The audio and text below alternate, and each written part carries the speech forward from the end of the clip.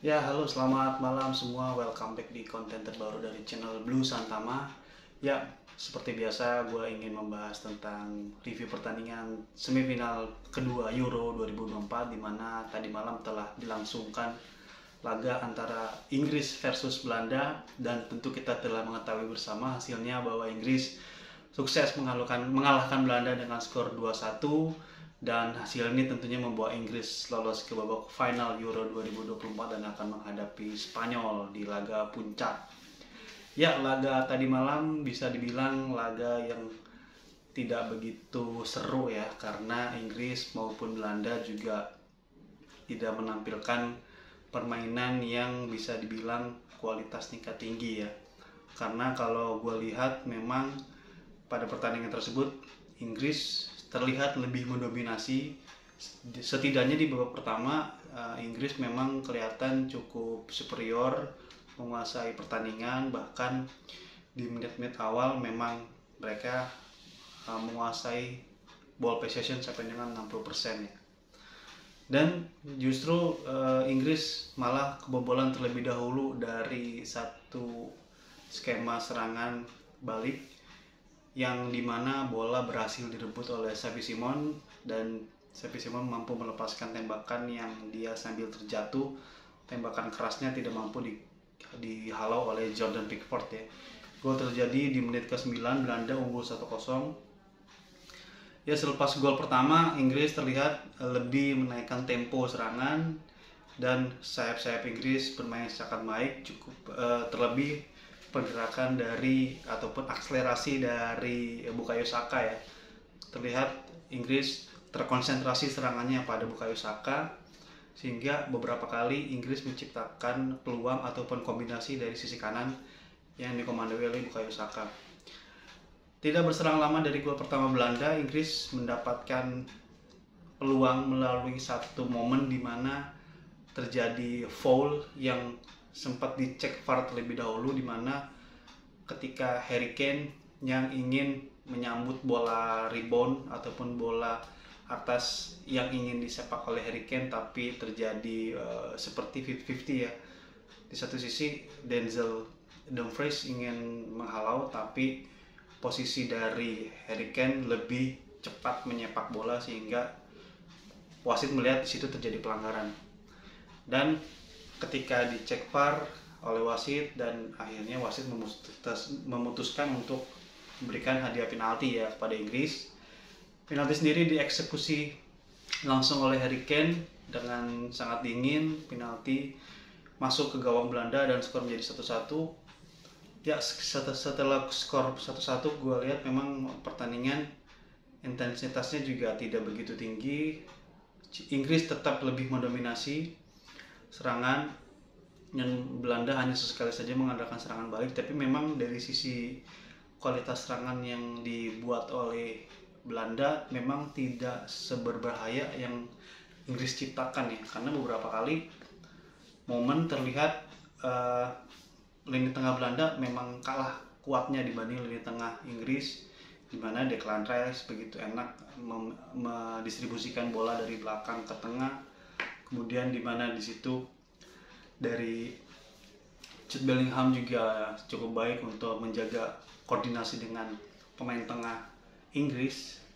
Dan terlihat akhirnya pada babak pertama memang laga ditutup dengan skor 1-1. Dilanjut ke babak kedua, justru di babak kedua gue lihat pertandingan lebih membosankan ya, karena temponya cenderung turun dibandingkan babak pertama, dan minim sekali peluang dari kedua tim, baik dari Belanda maupun Inggris sama-sama minim peluang, dimana Inggris selalu lama sekali untuk naik pada saat build up naik ke lini kedua, bahkan untuk sampai final third itu lama sekali, bisa lebih dari 3-4 menit ya.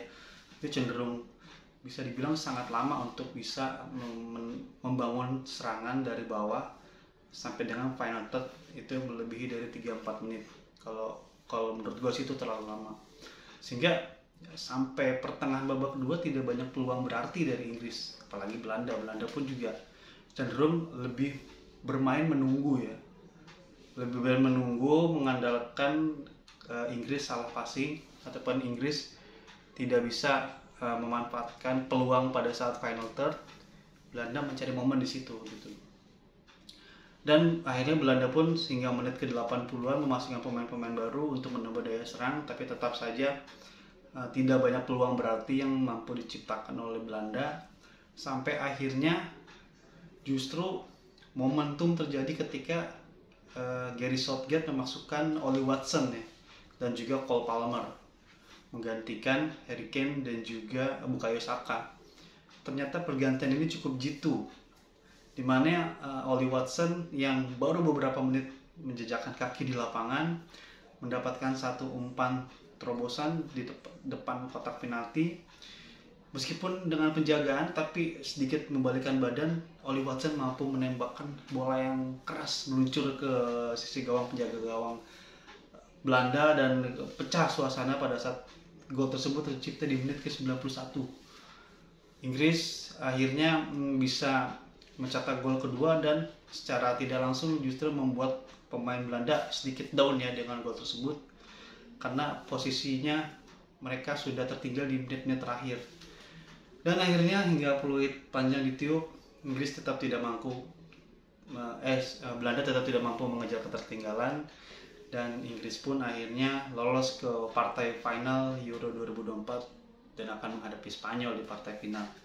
Ya, laga secara keseluruhan gue melihat laga Inggris versus Belanda bisa dibilang tidak seseru laga Spanyol versus Prancis ya, karena kedua tim terlihat tidak begitu ketat, tidak begitu jual beli serangan gitu. Karena meskipun Inggris dengan materi wahnya dan Belanda juga dengan materi mereka, sebetulnya harusnya bisa terjadi jual beli serangan yang lebih intens antara kedua timnya. Tapi itu tidak terjadi, dan justru malah Inggris yang lebih mewah, tidak banyak menciptakan peluang, meskipun bisa dibilang mereka lebih efektif dalam memanfaatkan momennya. Contohnya ketika gol kedua terjadi itu, gue pun juga nggak nyangka kalau itu bakal gol gitu, karena posisinya sebetulnya tidak bagus-bagus banget Ollie Watson untuk bisa menembak gitu, tapi ternyata dengan sekali kontrol, pembalikan badan sedikit, Ollie Watson mampu gitu menciptakan gol di sudut yang tidak begitu ideal, tapi mampu melepaskan tembakan sempurna ke gawang Belanda. Ya, bisa dibilang Ollie Watson memang jadi satu senjata ampuh ya Gary Southgate, memasukkan dia yang terbukti cukup ampuh.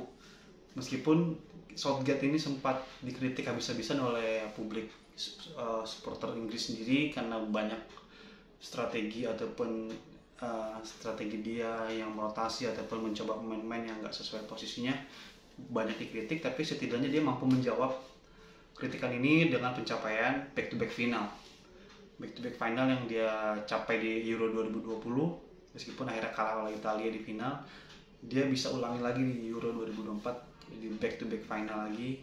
Ya bisa dibilang satu prestasi juga untuk Gary Southgate ya, meskipun belum ada trofi yang bisa diberikan kepada Inggris. Ya, secara keseluruhan pertandingan Inggris lawan Belanda menurut gua berjalan temponya sedang-sedang aja, tidak segreget Spanyol versus Prancis. Tapi kita akan melihat nanti laga final Spanyol versus Inggris, tentunya kita akan disajikan pertandingan yang ketat ya, karena bisa dibilang ini final yang cukup ideal. Kedua tim sama-sama memiliki materi pemain yang mewah, kedua tim sama-sama memiliki bintangnya sendiri, baik Spanyol dengan Lamine Yamal maupun Inggris dengan Harry Kane ataupun dengan Cole Palmer-nya bisa saja. Ya, sedikit tadi review pertandingan Inggris versus Belanda. Terima kasih sudah menyaksikan konten gua di channel Blue Santama ya. Jangan lupa di like, komen, dan di subscribe. Tentunya terima kasih juga untuk para subscriber yang telah subscribe di konten gua. Terima kasih sudah mendukung channel gua agar semakin terus berkembang, dan ya mohon maaf apabila ada kekurangan. Kita saling support agar konten channel Blue Santama semakin berkembang ke depannya. Oke, thank you for watching. Kita ketemu lagi di konten terbaru lagi nanti. Sehat selalu, salam olahraga.